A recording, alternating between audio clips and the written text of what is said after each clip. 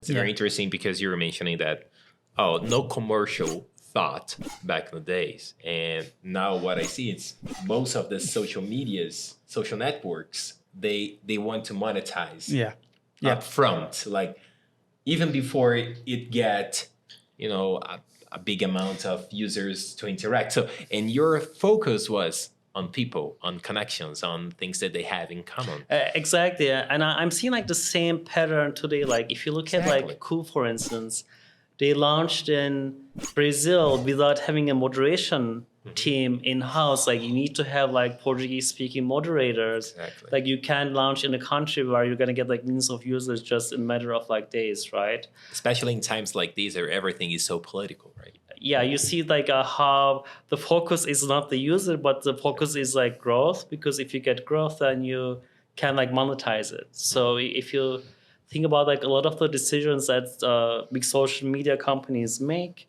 it's just about engagement and virality. It's about marketers, advertisers, shareholders, corporations. It's not about the users. And also, not only the technology, but the devices change. Because on Orkut, you're using our desktop computers, right?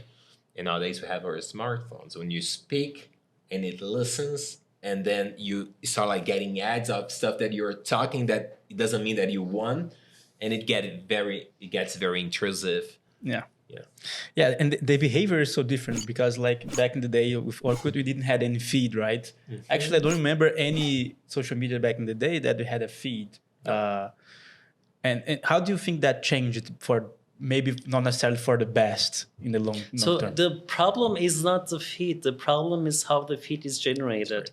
Okay. Something changed tremendously in 2009 when Facebook introduced the like button. Okay. And the same year, Twitter introduced the retweet button. And shortly after, Facebook introduced the share button, right? Exactly. So what happened was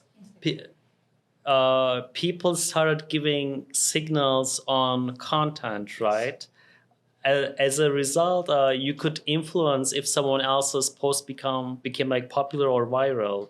And as a result, a post that's very vulgar or fake or harmful could stick to the top of your feed as long as it generated engagement.